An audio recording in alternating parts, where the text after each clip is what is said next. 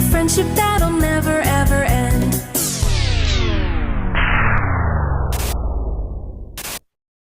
Run!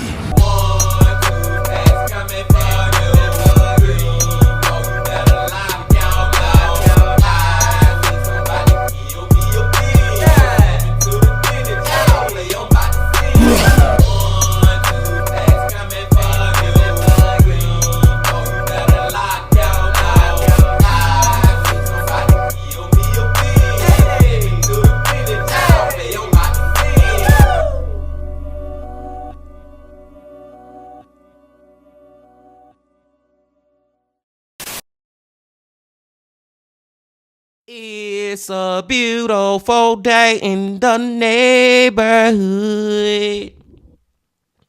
Reaction video 561. Day in the neighborhood. My brothers and sisters, it is our favorite day of the week once again, my friends. Because we get to go back to the man. We get to go back to the myth. We get to go back to the legend. MrBallen. MrBallen Sundays, y'all. And the title of the video is Boeing Engineer's Twisted Scheme Has the Most Unexpected Deadly Consequences. Now, this is just my first guess, y'all. I think whatever this freaking engineer had going on, whatever his twisted, crazy, what the are you doing scheme that he had going on, end up backfiring on him. Like, I feel like he is the one that faced the deadly consequences. You know what I'm saying? But I don't know. But we're about to see. But before we see, my brothers and sisters, y'all know what y'all got to do. Get whatever you may need. Get what you need, please. We back to the man, the myth, the legend, MrBallen. Y'all got what y'all need. Y'all ready to go? Then let's go. Sometimes the truth is stranger than fiction, and today's story is definitely a great example of that. But before we get into today's story, if you're a fan of the strange, dark, and mysterious delivered in story format, then you've come to the right place because that's all we do, and we upload once a week. So if that's of interest to you, please call the like button to tell them you want to congratulate the newest winner of the Best Button Award, but then before they say anything, just ask them if they have the phone number for the subscribe button. Also, please subscribe to our channel and turn on all notifications so you don't miss any of our weekly uploads. Okay, let's get into today's story.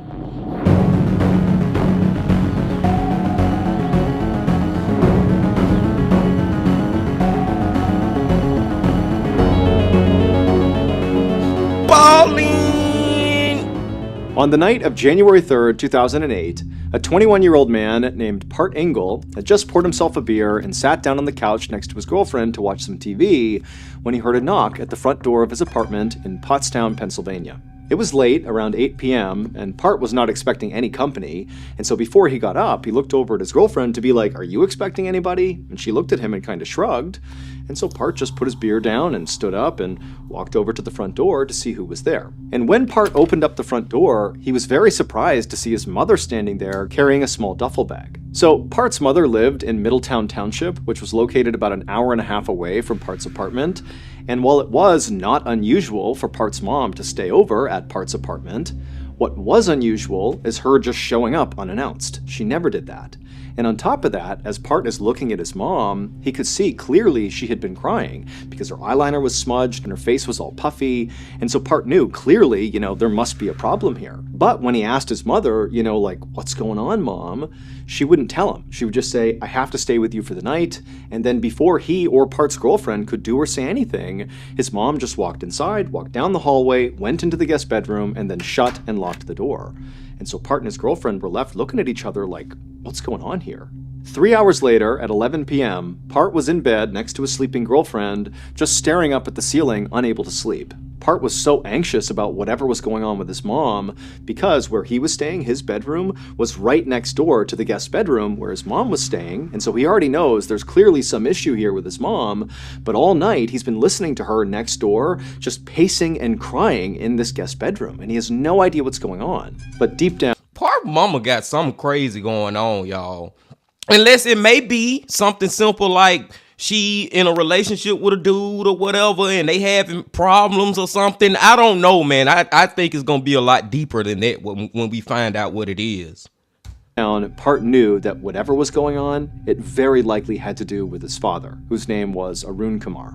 Part's parents had a complicated relationship. They had immigrated from India decades earlier and had settled in Pennsylvania, where they had 2 kids, Part and Part's sister. Part's father, Arun Kumar, worked as an engineer at Boeing, and Part's mother owned a 7-Eleven franchise. And basically, since arriving in America, the 2 of them had really come with nothing and had worked their way up to now to where they had a very comfortable life, kind of like the American dream, the house, the white picket fence, the kids, the whole thing. And so Part had always believed that, his parents, as a result of getting through so much hardship together, that they must truly love each other now. I mean, to have gone through all that together, that would certainly make 2 people very close. And for the most part, that actually seemed to have been the case, that his parents just got along great and were a great couple. That is until a couple of years earlier. Arun Kumar had started an affair, and Part's mother had caught him. Now, Arun Kumar said that, this affair meant nothing and he would stop right now, and Part's mother had forgiven him, in order to keep the family together. But despite Part's mom forgiving Arun Kumar, deep down, she just knew she could never actually trust him again. Yeah. And so she actually wound up enlisting Part's help to basically watch Arun Kumar's behavior. She had Part set up the software that basically spied on Arun Kumar's computer. Through this software, Part's mom could basically watch Arun Kumar's email traffic and all of his internet activity. Now, Part had not felt good about setting up the spy software on his dad's computer. It just felt totally wrong to be getting in between his parents like this. But he just felt like this was the only way Part's mom was ever going to be able to actually move on. And so Part sort of felt like this was his responsibility. This is the way that the family was going to stay together. His mom really just needed that extra layer of transparency on her husband. Otherwise, the family was going to fall apart. But now, as Part lay in his bed, unable to sleep, listening to his mom pace back and forth in the room next door, he began to think to himself, maybe my mom found something using the software on my dad's computer. Maybe Arun Kumar had started another affair, and that was why his mom was now so upset. And that's what I'm thinking, y'all. I'm thinking that's what it is, man. But at the same time, I feel like I said earlier, it's going to be a little deeper than just an affair. His mama getting cheated on once again by his father. You know what I'm saying? I think it's a little more than that. Just then, Part heard a new noise coming out of his mother's room. At first, it kind of sounded like low murmuring, like his mom was saying something to herself, but then he realized his mom was having a real conversation with somebody on the phone. And since Part couldn't sleep, and he was pretty intrigued about what the heck was going on with his mom to begin with, he decided to basically spy on his mom. So he very quietly got out of his bed, and he walked around to the wall that lined up against his mother's room, and he put his ear to the wall, and he began to listen. And what he heard was far worse than anything he could have imagined. What he heard his mom saying to whoever she was talking on the phone was that she had discovered that Arun Kumar had taken out $3.6 million in life insurance policies on Part, on his sister, and on his mother. And now Part's mom was saying to whoever she was talking to on the phone that she wasn't even worried about divorce at this point. She was worried about the physical safety of her and her kids. Yeah. She was worried that her husband was going to kill her and her kids to get this payout. And so not long after saying this, Part's mom hung up the phone and went back to pacing and crying in the room. And Part, meanwhile, has just heard this horrifying news, and he had no idea what to make of it. I mean, he knew his dad was not a good husband, but the idea that his dad would want to hurt his wife or him or his sister just seemed totally impossible. But that shit ain't impossible, man. How many stories have we watched from Mike from that chapter where he break out the life insurance dance? Y'all know what I'm talking about, man. I'm riding with Park Mama. I understand now, and I told y'all we already knew it was gonna be deeper than what we thought. This man took out $3.6 million on him. Why did you do it, and why you ain't told nobody? You know what I'm saying? Why you keeping it a secret, Daddy? What the hell you trying to do, Daddy? Then, as Part's standing there just kind of processing what he's heard, he began to think back to these recent behavioral changes he noticed in his father that at the time he had kind of chalked up to, maybe my dad's stressed or something. But now, given the context of what his mom was talking about, Part began to wonder if these behavioral changes were a sign of something being terribly wrong with his father. The first change that Part had noticed happened a few weeks earlier. Now, Part's dad was normally a very mild-mannered and calm guy, but a few weeks earlier, he had gotten into this vicious dispute with their next-door neighbor over the property line that ran between their two properties. It was like he was picking a fight with the neighbor or something. And then, a few days after that, one of the bathroom sinks in their house had stopped working, and so Arun Kumar got out his tools and went to go break apart the sink and put it back together again, and because he was an engineer, this was something he did. This was typical behavior.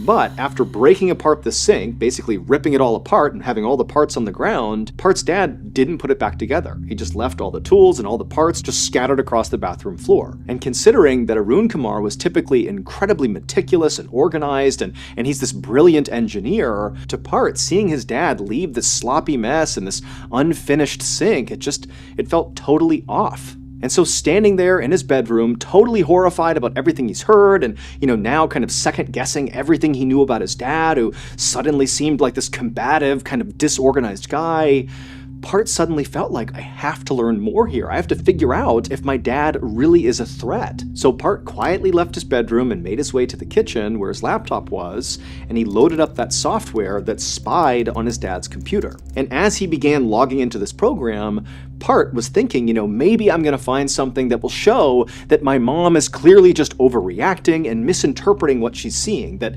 my dad is not, out to kill us for some insurance payout. But after loading up this program and kind of scanning through some recent activity, Part realized that actually the situation with his dad was way worse than his mom had made out on that call he overheard. He not only found all these multi-million-dollar insurance policies taken out on him, his sister, and his mom, but also he discovered this stash of fraudulent-looking paperwork. There were all these passport photos of his father, but then connected to these photos was a passport application that was using somebody else's name, as if his father was trying to forge paperwork to create a phony passport for himself. And so at this point, Part felt like his mother was certainly not overreacting here, that in fact it really did seem like his father was, preparing to kill his family and collect millions of dollars in insurance money, and then using this, fake passport he was making, he'd be able to flee the country. For the next several days, Part's mom stayed at Part's apartment, but she barely ever left the guest bedroom. And then when she would leave the bedroom, Part would go up to her and try to ask her, hey, what's going on, without giving away how much he knew already. But Part's mom was like, nope, I don't want to talk about it, and she would just go right back in the room, shut and lock the door. And see, this is where I gotta disagree with Parth. Man, you gotta talk to your mama about this ish. Like, we gotta put both our brains together to try to figure out what the hell my daddy, your husband, doing. You know what I'm saying, man? Like, I don't know why he trying to keep it a secret, like he don't know about what's going on. This is really like life or death situation we dealing with, man. Come on, Parth. And so finally, after several days of this, Part just went to his mom's bedroom door, he knocked on the door until she answered, and then before she could kind of shoo him away, he said, Mom, stop. I know what's going on, I read the emails, and we have to figure out what we're going to do, because our lives literally depend on it. Yeah. I agree with you, it looks like Dad is going to kill us and then flee the country. And so Part and his mom would talk through all the details of what was found on his computer, and ultimately they would decide that Part would be the one to go to police and tell them what was going on with Arun Kumar. And so the next day, Part went to the police station, with a stack of evidence that he believed would implicate his father, and Part was so nervous about this, he was shaking. But when he talked to an actual police officer, they looked over his evidence and they heard the whole story, but they told him, look, we really can't do anything about this. They told Part that, it's not illegal to take out life insurance policies on your family. And then also the police officer pointed out that in addition to Arun Kumar taking out those policies on his kids and his wife, he had also taken out a policy on himself and made his wife and his kids the beneficiaries of that policy. And so the police officer said, look, this does not look like a murder plot to me. It just looks like your dad is doing something fairly responsible. And then as for the passport application paperwork where his dad had used a phony name, the police officer said, look, he has not filed this paperwork, and so it's not illegal what he's doing. Anybody can get some paperwork out and fill it in with whatever they want. It becomes illegal if they attempt to actually pass it off and submit the paperwork, and as far as we know, he hasn't done that. So that's weird, but it's not illegal. And so Part had to leave the police station, and he went back to the apartment and he told his mom what happened. And ultimately they decided that all they could do now was just wait and continue to watch that software that monitored Arun Kumar's computer and just hope Arun Kumar would do something that was incriminating that they could then bring to the police and say, see, he's trying to kill us, and collect a payout and flee the country. I don't know, y'all. Thank you to MrBallen commercial, but I don't freaking know, man, because MrBallen never told us until just then about hold on, MrBallen got a short commercial or something. We'll see in a minute. That was the first time MrBallen has mentioned that he also took out a policy on him too. You know what I'm saying? Then made him the beneficiary. And I understand where the police coming from. They looking like, we can't really charge him with nothing. He ain't broke no crime. He has not committed a crime. He has not broke the law. So I get where they coming from. I don't know, y'all. Now I'm getting to the point where I feel like the mama and Part, they need to go to daddy. Go talk to him. See what the hell he got going. BetterHelp for sponsoring today's video. Back in 2017, I had just gotten out of the military. Okay, MrBallen, this still is a commercial. But yeah, man, y'all need to go just go talk to him. See that's what us as humans as a whole need more of. Freaking communication, man. Let's go. Over the next few days, that Part and his mother every day just constantly checked this software and watched what Arun Kumar was doing on his computer. All they saw was Arun Kumar was using his computer to do work emails and really basic stuff, absolutely nothing incriminating. And in fact, over these few days, Arun Kumar would actually call Part's mom to ask her when she was coming back home again, and she would tell him that basically she was going to stay at Part's place indefinitely, and Arun Kumar did not seem upset or annoyed by this at all. If anything, it just seemed like he was really distracted and wasn't actually listening to Part's mom as she was speaking. And while this did seem kind of suspicious to Part and his mom, that basically Arun Kumar didn't care that his wife wasn't coming home anytime soon, it still wasn't incriminating. And so, Part and his mom decided to just continue looking deeper and deeper into Arun Kumar's computer to see if there was anything that could begin to explain what was really going on here. And sure enough, Part dug deeper and deeper into Arun Kumar's computer, and he did discover something. Part began finding all these emails with people back in India that kind of vaguely indicated that Arun Kumar was involved in a very sketchy deal, a business deal. Now, again, the emails were incredibly vague, but what was clear in these back and forths in these emails was that it seemed like Arun Kumar had gotten wrapped up with some really shady people, and they were having these really nasty exchanges in these emails about this, deal that Arun Kumar seemed to be involved in. And so Part began to wonder if maybe he and his mom had this all backwards, that he, his mom, and his sister were not the ones actually in danger here, that in fact it was Arun Kumar who was in danger. Maybe because this deal, went south, and these people that he was doing this deal with, maybe they were mad at him, and so perhaps all these life insurance policies and this new fake identity were some sort of move by Arun Kumar to kind of flee the danger he was in. And so obviously, if this was true, this was still a horrible situation for their whole family, but it was markedly better than what Part and his mom had been operating on before, which was, that Arun Kumar was going to kill his whole family. And so pretty quickly, as a result of kind of thinking about this in a new way, Part's mother started feeling a lot better about the whole situation and actually left Part's apartment and went back to the house to go live with Arun Kumar. And Part himself began to think that, maybe this is not as big of a deal as we thought it was. I'm sure my dad will figure out whatever he needs to figure out here to get out of whatever mess he's in. And over the coming days, Part checked in with his mom every single day because now she's living with Arun Kumar, and she said everything was fine. And Part, he continued to check his dad's computer activity, and nothing else really popped up. It was still just the same stuff they had originally found. And so it just kind of seemed like, maybe this really is not as big of a deal as we thought it was. But on the morning of January 20th, 2008, so about 2.5 weeks after Part's mom showed up at his apartment, everything changed. On that morning, Part logged into his computer to check on his dad's computer using that software, because he was still checking it every single day, and the first thing he saw was his dad had sent this email to this woman who Part didn't know, and this woman was certainly not his mother, and in this email, his dad told this person that he had a big contract coming up, and he was going to make a ton of money from it, and then also at the end of this email, he told this woman that he loved her. And so right away, Part's thinking, okay, my dad is obviously having another affair because this is not my mom and he's saying he loves her. And also, what's my dad talking about with this big contract coming up? Is he... Shit, he talking about killing y'all ass. That's the contract he got coming up. He had an affair and fell in love with another lady, and now he about to kill y'all to get those millions and run away with her or something. I don't know.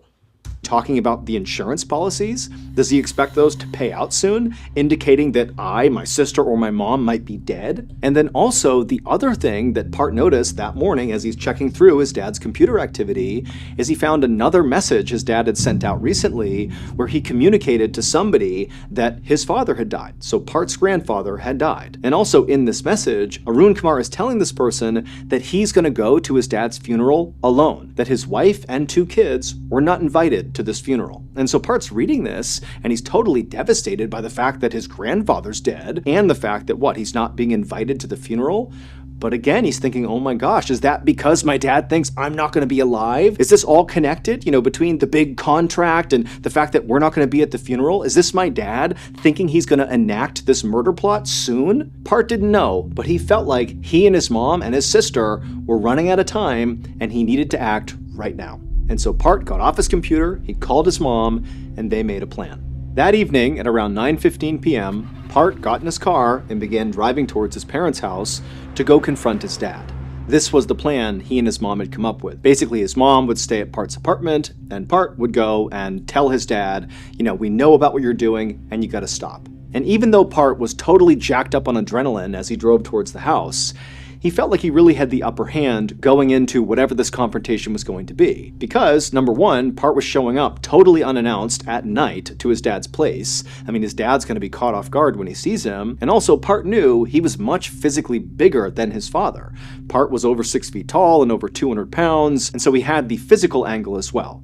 And so Part really felt confident driving towards the house that he was going to come out the victor in whatever ensued. At around 10:45 p.m., Part finally arrived in front of his parents' house. He parked the car, he got out, he walked up the front steps, and he knocked on the front door.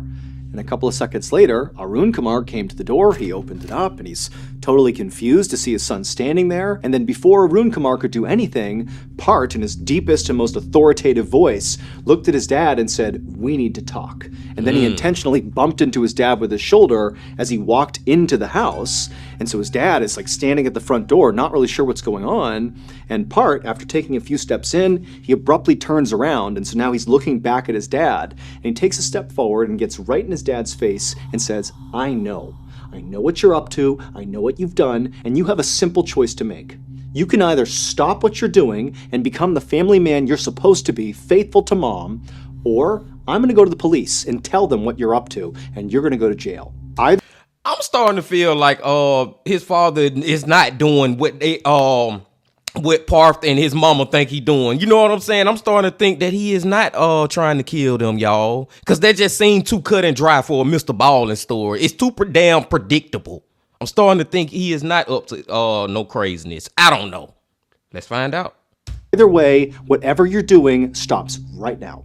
And for a moment, Part and Arun Kumar are basically staring at each other in silence, and then Arun Kumar, before Part could stop him, basically ran past Part, passed him down the hallway, and he ran into the master bedroom, disappearing from Part's view. And so Part's turned around, and he wasn't expecting this, and suddenly all that confidence he had going into this confrontation was gone, because he's thinking, oh my goodness, my dad, maybe he's got a weapon in there. I need to get in there and stop him. And so Part, he turns and runs down the hallway, he darts into the bedroom, having no idea what he's going to see inside, but what he sees does catch him off guard. Arun Kumar is just sitting on the bed, doing nothing. He's just staring what looks like at the wall, and Part just stops in the doorway, looks at his dad, and then realizes his dad's not just absently staring at the wall, he's staring into the open bathroom. And in the open bathroom, on the ground, are all those tools left over from where his dad had been working on the sink and then never finished. Like, all these tools are scattered on the ground, including one tool that now Part is realizing his dad is looking directly at. It was a big, heavy metal pipe wrench. And suddenly Part realized, my dad is looking at a weapon, and he's considering whether or not to get that weapon and attack me with it. The next morning, Part's mother pulled up in front of the house that she shared with Arun Kumar. And she walked up the steps, went to the front door, she opened it up, and as soon as she stepped inside, she yelled out, "Hello, who's here?" But there was silence. And immediately, she got a bad feeling. But she knew she had to investigate. And so Part's mom began slowly walking down the hallway, the same hallway that Part and his dad had been fighting in the night before. And she went down the hallway and she turned and looked into the master bedroom, and she couldn't believe what she saw. There was blood on the carpets, on the walls. It was a bloodbath, and in the middle of the room was an obvious dead body that was so mutilated and destroyed, she couldn't even identify it. And so seconds later, she had run outside and dialed 911. I think Parth killed his daddy. I don't think that's Arun Kumar, the one who committed this murder, y'all. Oh my God. It would take police almost 4 years to finally untangle Arun Kumar's insane web of lies and also make an arrest for the murder that took place inside of that house. And the reason it took nearly 4 years is because nothing in this case was what it looked like. Now, Part and his mother had been correct about a number of things about Arun Kumar. For example, Arun Kumar was having another affair, he had taken out life insurance policies on his whole family, and he was looking to obtain a fake identity. They were also right that Arun Kumar had become embroiled in a very shady deal back in India, but the specifics of that deal were not what Part and Part's mom thought it was. And when Arun Kumar announced in that message that, his father had died and he'd be traveling to India all alone, that his wife and his kids weren't coming, they weren't invited, well, Part and his mom had been correct, that this was a cover. This was an excuse for Arun Kumar to put his big plan into action. And Arun Kumar's big plan did involve murder, and so Part and his mom were right about that aspect of his plan. However, Arun Kumar's target for this murder was not who Part and his mom thought it was. They were not the target. Arun Kumar was going to murder himself. Or more specifically, he was going to pretend to kill himself. That was actually the shady deal he was involved in back in India. He was working with people who could help him fake his own death. And so what he was going to do is go to India, fake his death, and then once he was dead on paper, that would trigger an insurance payout of his own life insurance policy, and that money would go to his wife and his kids, and then Arun Kumar would disappear using his fake identity he would have, along with his mistress, the woman he was having an affair with. That was the person he had sent that email to talking about the big payout. But Part and Part's mom did not know this last critical piece of Arun Kumar's plan. They really believed they were the target of this big plot, that they were going to get killed, and so that's why they felt like they had to act first. So on January 20th, 2008, Part and his mother worked out an alibi for themselves. What they were going to tell people is that at around 8 p.m., Part went and picked up his mother from the house that she shared with Arun Kumar, and the two of them just went back to Part's apartment, and that was it. But in reality, Part never went over and picked his mom up and brought her back to the apartment. Instead, she was at the house with Arun Kumar when Part showed up at 10:45 p.m. to confront Arun Kumar. So It was him and his mom at the house as Part is demanding Arun Kumar come clean and stop what he's doing. And then at some point during this heated argument in the hallway, Arun Kumar turned and ran into the bedroom, and Part chased after him. And Part, he sees Arun Kumar sitting on the edge of the bed, and he thinks his dad is looking at the pipe wrench on the floor in the bathroom. And Part thinks, my dad is about to get that wrench and attack me with it. And so Part just acted first, and he ran and grabbed that wrench, and he beat his father to death with it. And then after leaving his father's unrecognizable, mutilated body just lumped in the middle of the bedroom floor, blood all over the walls, he and his mother just left the house and went back to Part's apartment. And then the next day, Part's mom went back to the house, and she pretended to find Arun Kumar's body, even though she already knew he was in there. And then she called 911 and acted totally beside herself when they showed up, as if she had just happened upon her husband's dead body. But almost 4 years later, when the truth finally came out about this horrible situation, Part and his mother were arrested. Now, both of them absolutely maintained that they genuinely believed their lives were in danger because of Arun Kumar, and they said during that confrontation in the house, Part was only acting in self-defense. He really believed his dad was going to grab that pipe wrench first, and so he had to do it before him, and that's why he killed his dad. But that ain't a good enough excuse, bro. That's not a good enough excuse, man. Because, if your daddy wanted to grab the wrench, don't you think he would have been grabbed it? You know what I'm saying, man? This is so crazy, y'all. How they thinking that they thinking that the daddy gonna murder them, and they the ones who turned out to be the freaking murderers. You know what I'm saying? That is freaking ironic as hell. Ultimately, Part would plead guilty to manslaughter, and he would be sentenced to 33 months in prison, and Part's mother would plead guilty to conspiracy, and she would be sentenced to 10 months in prison.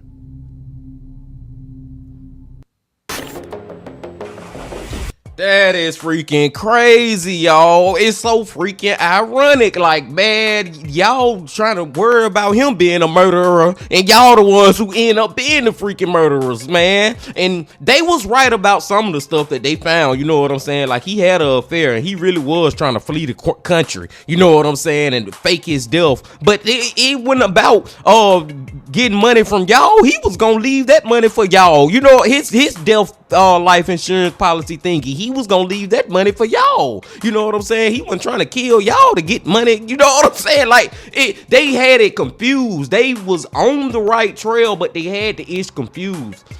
And then for Parf, why he just killed his daddy like that? Like, I got to the point, y'all, where I was like, you know what, y'all need to just go confront Arun Kumar. Y'all need to go confront your daddy, Parf. I was like, yeah, we need to go do that. But I ain't know if we're gonna get to this point, man. You know what I'm saying? He said go over there and do it like that. That is crazy. Then the way they tried to cover it up, my brothers and sisters, the mama, she right with it, because she could have I ain't gonna say she could have stopped it from happening, but she let it happen and tried to cover it up with her son. Gonna go back over there the next day like you ain't already know that man was dead. That is freaking crazy, man.